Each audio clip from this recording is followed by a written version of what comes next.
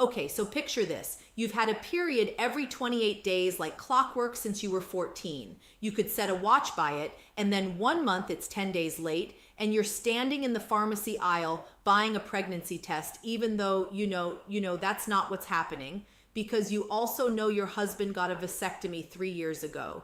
You just don't have another explanation.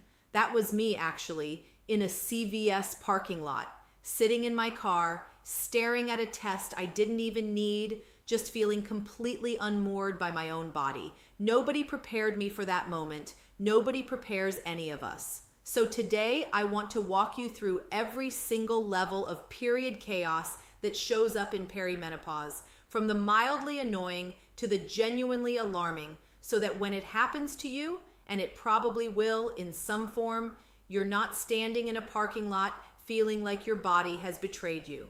Because here's the thing nobody tells you going in. We spend our whole lives learning to manage a menstrual cycle that behaves in a fairly predictable way. Maybe it's not perfect, maybe you've got some cramping or some PMS, but broadly, you know the rules. And then somewhere in your late 30s or your 40s, the rules just stop applying. And the frustrating part isn't even the symptoms themselves. It's that nobody sat us down and said, listen, this transition can last anywhere from a few years to over a decade, and the bleeding patterns during that time can look like almost anything. So let's actually go through it, level by level, so you have a map instead of just a bunch of confusing data points that make you feel like you're falling apart. Level 1, and this is usually where it starts for most women, is the subtle shortening. Your cycle that used to be 28 or 30 days starts creeping down to 24, 23, maybe even 21 days. This is often one of the earliest signs of perimenopause, and it makes sense once you understand why it's happening.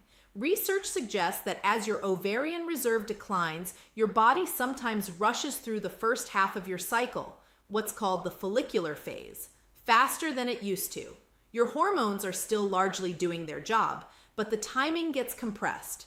So many of you have told me this was your first clue, and it's such a sneaky one because it doesn't feel dramatic. You just notice you're buying tampons more often, or your period shows up while you're still finishing the box from last month, and you think, that's weird, and then you move on with your day. This stage can go on for a while, honestly, sometimes years, before anything more obvious happens. And I think it's worth naming because if you're in this stage right now, you're not imagining it. A slightly shorter cycle in your late 30s or early 40s is genuinely one of the most common early signs that your hormonal landscape is starting to shift, even if everything else about your period still feels totally normal. Level 2 is when the length starts to swing in both directions. So now instead of just being a little shorter, your cycle is unpredictable in a bigger way. 1 month it's 24 days, the next it's 35. You genuinely cannot predict when your period is coming anymore. And this is where a lot of women start to feel that low hum of anxiety creeping in because our brains like patterns. And when a pattern that's existed for 25 years suddenly disappears, it's disorienting even if nothing dangerous is happening. I remember when this stage hit me, I actually downloaded 3 different period tracking apps because I didn't trust any single one to catch what was going on, which in hindsight is a very funny thing to have done, but it tells you something about how unsettling this level of chaos can feel. What's happening hormonally here is that ovulation itself is becoming less consistent. You might ovulate earlier some months, later others, or in some cycles you might not ovulate at all, which we'll get into in a minute. The variability itself is the symptom. And if this is you right now, I want you to hear this clearly. Irregular cycle length on its own, without other red flag symptoms, is one of the most normal and expected parts of this transition.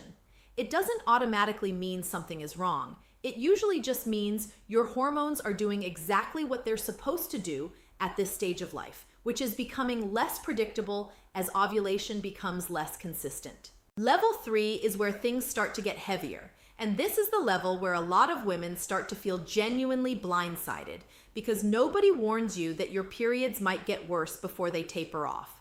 You'd think perimenopause means things gradually get lighter and lighter until they stop, right? That's the story we're sort of told. But for a lot of women, it goes the opposite direction for a while. The bleeding gets heavier, sometimes dramatically so. We're talking soaking through a pad or tampon in an hour, needing to double up on protection, waking up in the middle of the night to change everything, maybe even having accidents you never had before in your life. This happens because in many perimenopausal cycles, you're still producing estrogen, sometimes even more of it in bursts. But progesterone, the hormone that normally balances estrogen out and helps regulate the buildup of your uterine lining, starts to drop off because ovulation is happening less consistently. Progesterone is only really produced in significant amounts after you ovulate. So if you're not ovulating that month or ovulating late, your body can end up in a stretch where estrogen is essentially unopposed, and your uterine lining builds up thicker than usual, which then leads to a heavier shed when your period finally does show up. So many of you have written to me describing this exact thing, this feeling of, wait, I thought perimenopause was supposed to mean things winding down. Why does it feel like my period is throwing one last enormous tantrum? And honestly, that's a pretty good way to describe it. It can feel like your reproductive system is having a final dramatic outburst before things start to calm down. Level 4 is flooding and clotting. And I want to be gentle here because this is the level where I think it's genuinely important to talk about when something crosses from uncomfortable but normal into needs medical attention. Passing some clots during a heavy period, especially clots smaller than, say, a grape, can be a normal part of heavier perimenopausal bleeding. But if you're passing clots larger than that, if you're bleeding through clothing, if you're having to change protection every hour for several hours in a row, if you feel dizzy or lightheaded or unusually exhausted during your period, those are signals worth bringing to a doctor. Heavy menstrual bleeding during perimenopause can sometimes be connected to things like fibroids or polyps, which are quite common and often benign, but which can also intensify as hormone levels fluctuate. It's not meant to scare you, it's meant to empower you, because I've talked to so many women who normalized genuinely severe bleeding for years because they assumed, well, this is just what perimenopause is like. Everyone says it's chaotic. And sure, it can be chaotic, but chaotic doesn't mean you have to just white knuckle through bleeding that's affecting your ability to function or leaving you anemic. If you notice you're feeling unusually tired, short of breath, or your heart is racing more than usual, that can actually be a sign of iron deficiency from heavy blood loss. And that's absolutely worth getting checked because it's very manageable once identified. Level 5 is skipped periods. And this is where a lot of women feel a strange mix of relief and worry at the same time. You go a month without a period and think, oh, thank God, a break. And then 2 months pass. And then it comes back with a vengeance, like your body was just saving it up. This on-again, off-again pattern is incredibly common in perimenopause because ovulation becomes so inconsistent.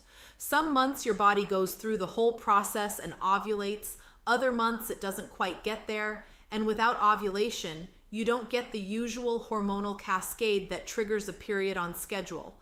I remember a friend of mine telling me she went 4 months without a period in her mid-40s and genuinely started planning around the idea that she was done, that this was menopause, only for it to return like nothing had happened. That's such a common experience, it almost feels like a rite of passage at this stage. The general guidance is that you're only considered to have reached menopause after 12 consecutive months without a period. So anything before that stretch, even a gap of several months, is still technically perimenopause, and periods can absolutely return after a gap like that. It's frustrating because it makes it hard to know where you stand, but it's also just how this process tends to unfold for a lot of women. Level 6 is spotting between periods, which is its own particular kind of unsettling because it doesn't follow any rhythm at all. You think your period is over, and then 3 days later there's spotting again. Or you get light spotting mid-cycle when you're not expecting anything.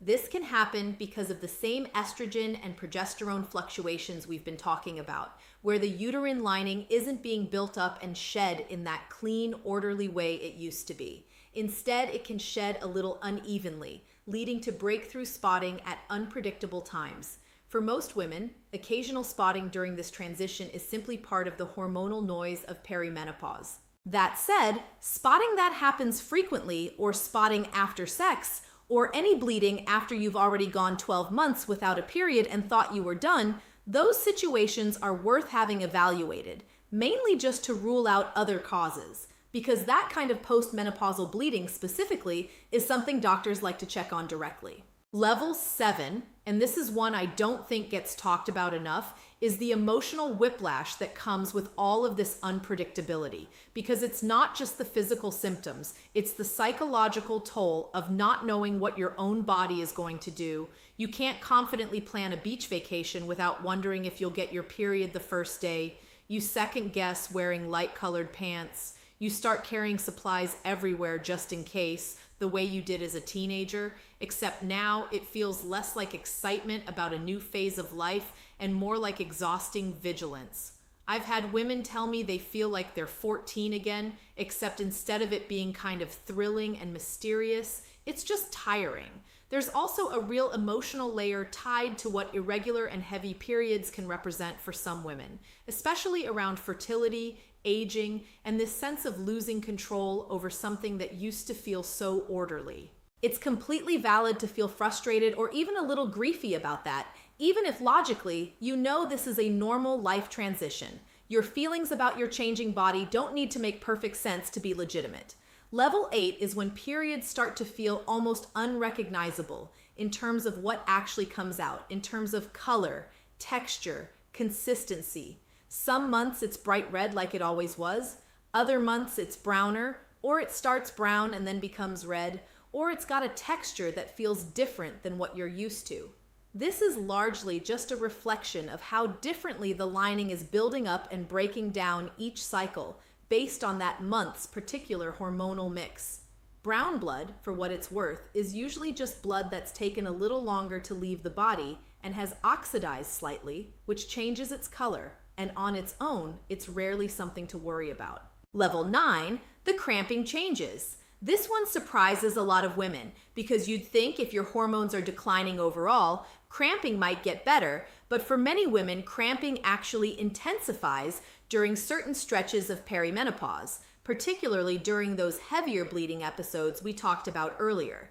Heavier bleeding often means your uterus is working harder to shed a thicker lining, and that can translate into cramps that feel more intense than what you dealt with in your 20s and 30s. Some women also notice cramping shows up at different points in their cycle than it used to, not just right before or during their period, but sometimes around ovulation too, which again ties back to that ovulation becoming less predictable. Level 10, the last one I want to walk through, is the stretch where periods become so infrequent and light that you start to wonder if you're basically done, and then this strange final flourish happens where you get one more heavier, more classic feeling period, almost like your body's last real performance before the curtain closes. A lot of women describe this specific moment with real emotion because it can feel like an ending, even a bittersweet one. And I think that's worth honoring too. This transition isn't only a biological event, it's also just a meaningful chapter closing. And it's okay to feel something about that. Whatever that something is for you, whether it's relief or grief or honestly both at the same time. Now, I want to step back for a second because I know that was a lot of levels, a lot of scenarios, and if you're in the thick of this right now, it might feel overwhelming just hearing it all laid out like that. But here's what I really want you to take away from this. Almost everything I just described falls somewhere in the very wide range of what's considered a normal, if frustrating, part of the perimenopausal transition. Your body isn't broken, it's not malfunctioning, it's recalibrating, and that recalibration is not a smooth linear process. It's more like static on an old radio as it searches for a new station. That static can last years for some women and be relatively brief for others. And there isn't really a way to predict in advance which experience you'll have, which I know isn't the satisfying answer people want, but it's the honest one. What I do think is worth doing, though, is tracking what's happening to you. Not obsessively, not in a way that adds stress, but just having a general record of your cycle length, how heavy your flow is, whether you're noticing clots, spotting, any symptoms alongside it like mood changes or hot flashes or sleep disruption. This is genuinely useful information, both for your own peace of mind and for any conversation you end up having with a doctor, because it lets you say, here's the pattern I've actually been seeing over the last 6 months, instead of just everything feels chaotic, which is true but harder for anyone to work with, including yourself. And I also want to gently underline the handful of things from everything we covered that are genuinely worth getting checked out by a doctor, just so this doesn't blur together into one big worry cloud. Bleeding so heavy, you're soaking through protection every hour for several hours. Passing clots larger than a grape regularly. Periods lasting longer than 7 days consistently. Bleeding or spotting after sex. Any bleeding after you've already gone a full 12 months without a period. Feeling persistently exhausted, dizzy, or short of breath, which can be signs of anemia from blood loss. Those things aren't meant to scare you. They're meant to give you a clear line so that everything else, the shifting cycle lengths, the occasional spotting, the unpredictable timing, the changes in color and texture, you can hold with a lot more calm because you know what actually needs attention and what's just this transition doing its noisy, messy, very normal thing. I also think it's worth saying, because I don't think we say it enough, that you're allowed to advocate for yourself in these conversations. If you bring up heavy bleeding to a doctor and get brushed off with a quick, "That's just perimenopause," and you don't feel like that fully addresses what you're experiencing, you're allowed to ask more questions or seek a second opinion. Many women report feeling dismissed during this stage of life, like their symptoms get filed under a generic umbrella instead of actually being looked into. And I think part of why I make these videos is because I want you walking into those appointments with enough language and enough understanding of your own body that you can push back a little if you need to, kindly but firmly. I think about that moment in the CVS parking lot a lot, actually, because what strikes me looking back isn't the 10-day late period itself. It's how alone I felt in that moment, like I was the only person whose body had ever done something confusing and unexplainable. And the truth is, almost every woman I've talked to since starting this channel has had some version of that same moment.